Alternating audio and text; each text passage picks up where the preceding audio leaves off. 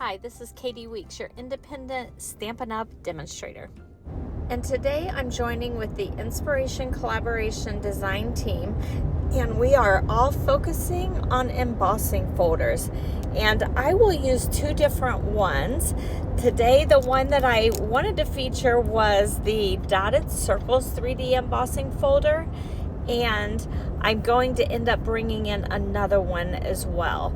This embossing folder is 3D, so it's thicker and it gives a very deep impression. And when you emboss with it, you have to make sure you have the right sandwich. I believe it's 1 and 4, but it tells us right on that base plate for that die cutting and embossing machine. So I am going to go ahead and emboss a couple of these, and I will use them in my layout. I'm actually going to use them as background pieces, but I want to show you what I'm using as my inspiration. This was a layout by a Stampin' Up! Demonstrator. Her name is Denise Cox, and I really liked how she used the 6x6 DSP to lay out the scrapbooking pages, and so I am mimicking her layout to some degree.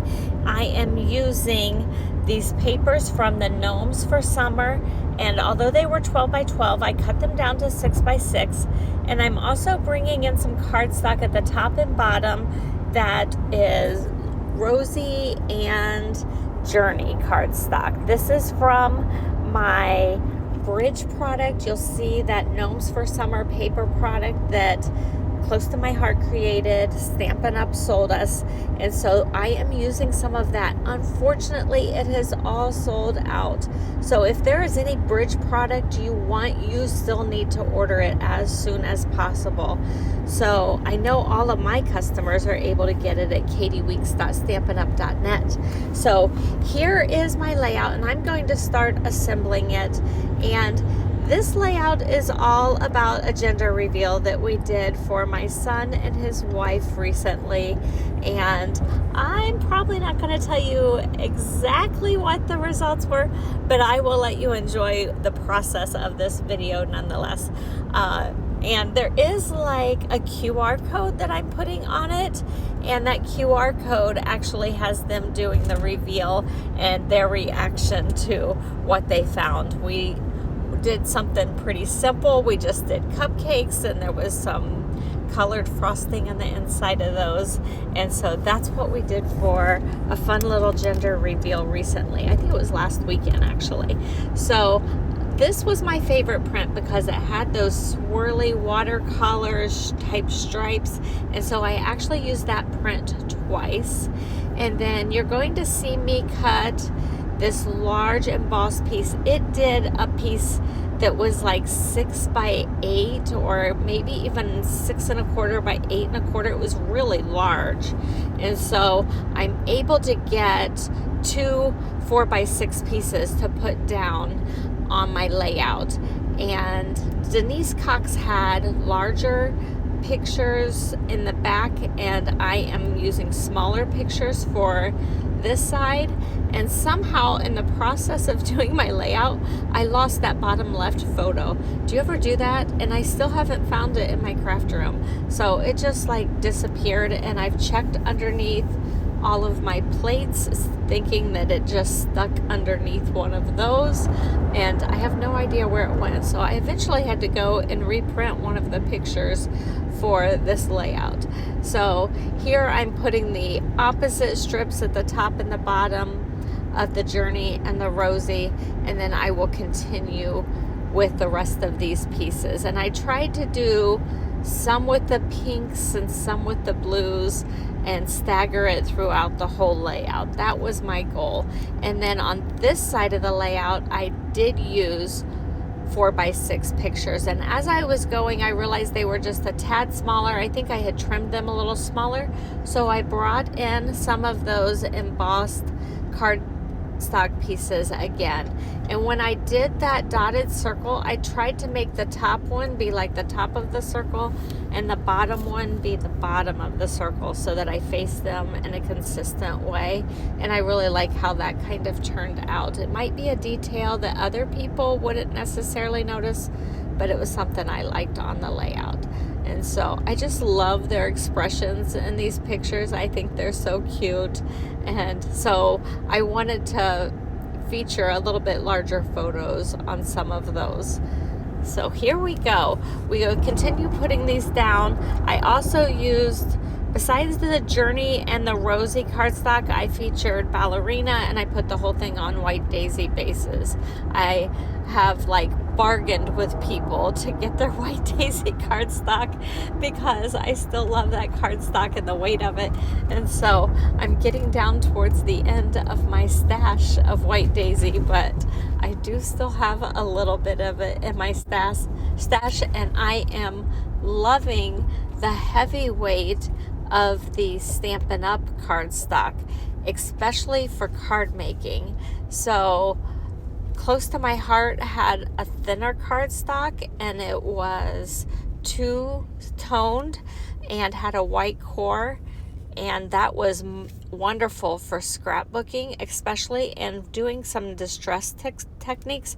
And then Stampin' Up! Has a thicker cardstock, and so I really like that thicker cardstock, especially for my card making. So I've kind of enjoyed the best of both worlds right now as I'm using both the Stampin' Up! And Close to My Heart cardstocks. So these smaller pictures I just trimmed to 3x4, and then I matted them on 3¼ by 4¼ and it let that beautiful pattern paper be kind of like a feature on the page as well. And then I trimmed a little QR code here. And here's the tricky thing. You have to make sure that you're putting the QR code the right way. So I did go back and look at my phone in between some of these takes to make sure I orient the QR code in the right way. And I just create my QR codes over at goqr.me. And that's one that I have used all along, and there are several different places where you can create QR codes, and I have found that one just a very easy, convenient way. I don't have to pay for a subscription. The QR code continues to work later on, and it's not just for a short period of time. So I really like using that website to create my QR codes. And so then you're going to see that I'm going to bring in a few other products. I did use the mini alphabet dies from Stampin' Up! For my titles. So I'm looking forward to having more selection, and I finally got my first alphabet, and I love that it cuts out so many at once. And so then I put all of my little letters. It says pink or blue, we love you. And I put all of those letters on the back of a full Post-it note that's full sticky on the back. And then I ran it through the Dashed Designs 3D embossing folder. I wanted to use the dotted circles, but the letters were just too small to look right with that embossing folder because some of the dots were so large. So I decided to pick out a smaller design that had dots still in the pattern, and this is something that I have ordered. I don't have all of the Stampin' Up! Supplies, obviously, but I thought this one still looks nice with it. And I believe it was Janice Gahuli that had introduced using the embossing folders on the letters for the titles, and I loved that idea. And I wanted to go through and emboss just like half of them, which would look really cool with large die cut letters. But these letters were just too small to try to do something like that. So I end up embossing the whole thing, and I just used that back of that Post-it note to make it convenient to put them all through at once and keep them all in order. And then when I peeled them off, it was easy to keep everything in the right order and make sure that I had all of my letters and punctuation marks. So then I used some masking tape, some of the Close to My Heart tape that we used with our die cutting and embossing machine, just to make a straight line and keep my letters all aligned as I was laying out my title. And so I do need to come in a little later with my ellipses to put between pink or blue and then the We Love You. But I'm going to do that in just a minute with some of my rhinestone basic jewels. And then I also use it for the dot on that exclamation point.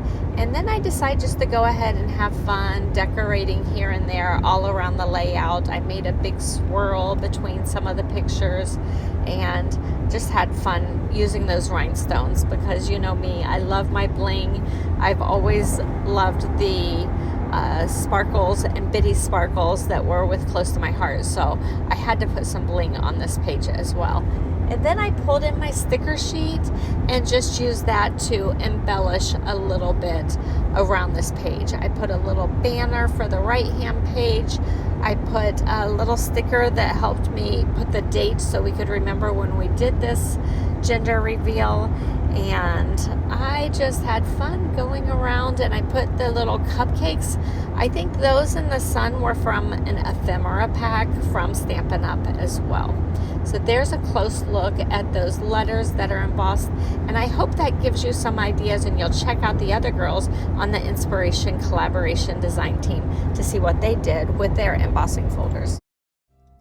Like, comment, share, and subscribe for more crafty inspiration.